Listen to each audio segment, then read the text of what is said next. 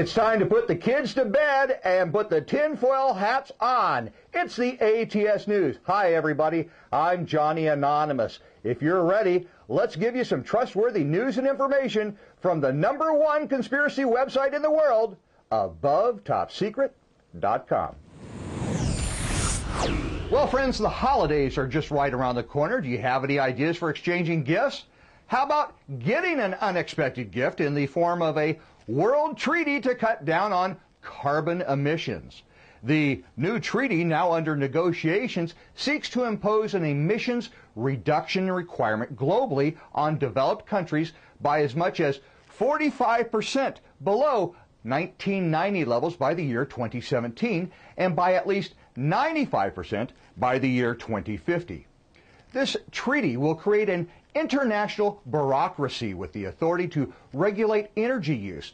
The entity would, in fact, be a political institution with the power to govern. In other words, this treaty will create a world government to administer global governance.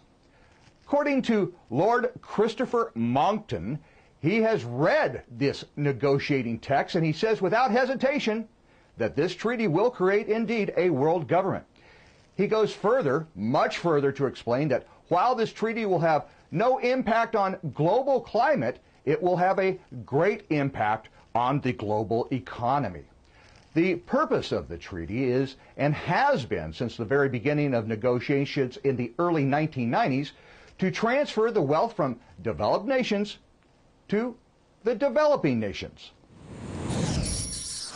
So how might the swine flu affect our personal life at home if it reaches a pandemic stage? Well, the U.S. government has issued a new report that recommends blocking access to popular websites during a pandemic outbreak in order to preserve internet bandwidth for investors, day traders, and securities clearinghouse operations.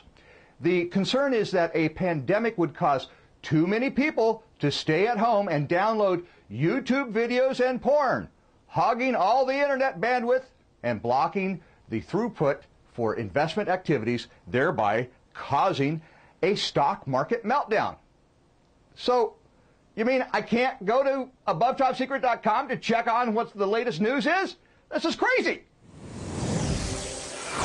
Okay, now, by a show of hands, who here remembers the Jetsons? Anybody? Anybody?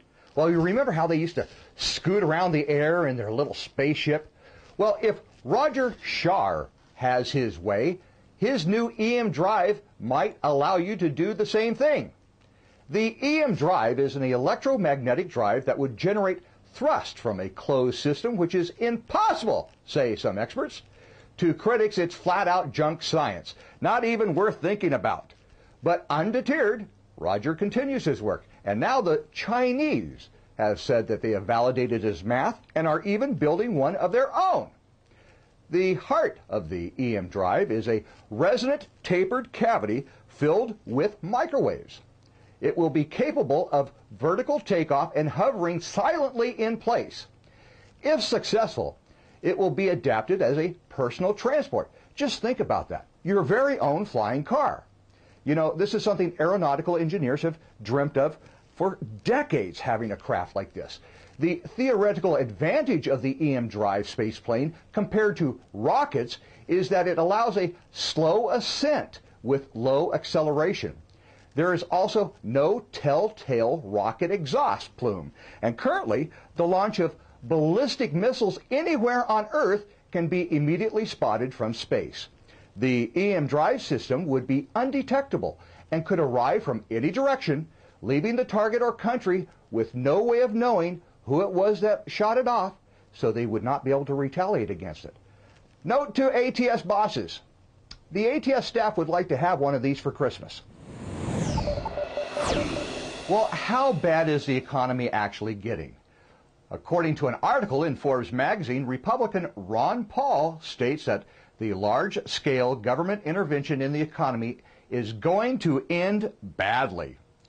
Mr. Paul claims anytime the central bank intervenes to pump trillions of dollars into the financial system, a bubble is created that must eventually deflate.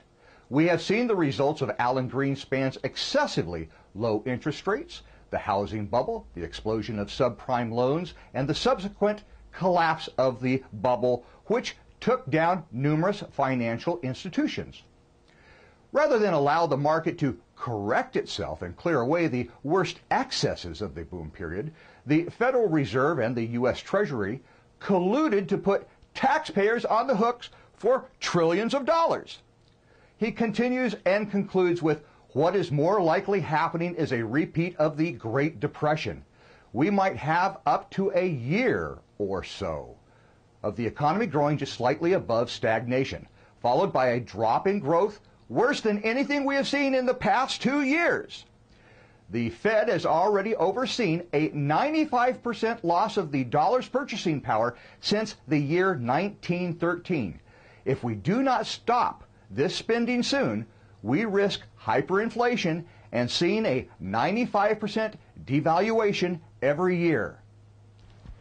Note to self, stop spending money. In a recent article by a member here at ATS, who apparently was approached with information that seems to link several doctors that either now or in the past have worked with the World Health Organization with a strain of the swine flu virus. Now, that in itself may not sound all that sinister, but according to the article, it's the wording and the timing of the work that many members find interesting.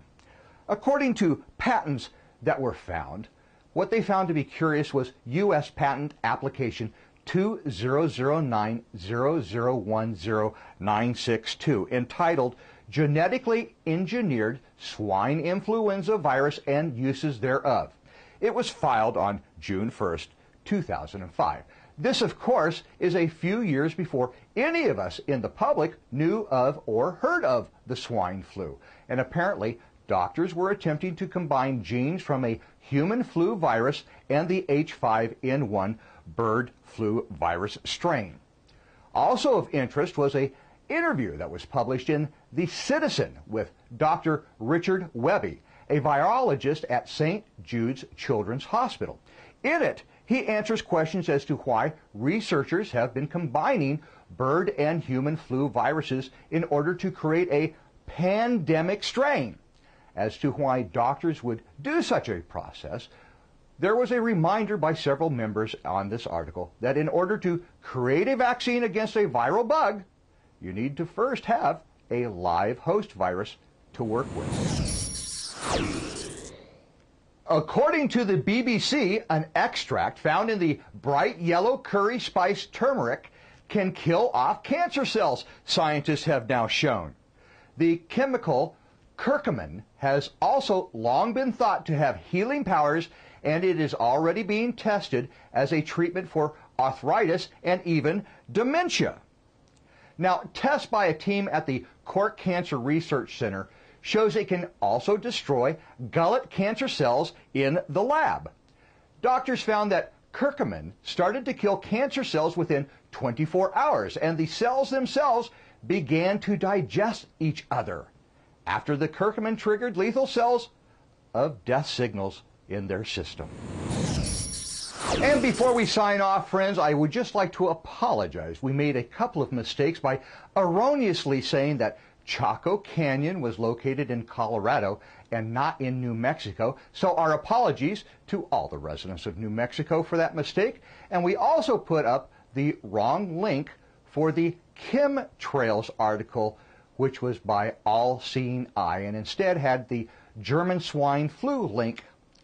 I just want to apologize and let you know that those that made the mistake have been duly warned, and we apologize for any inconvenience this may have created.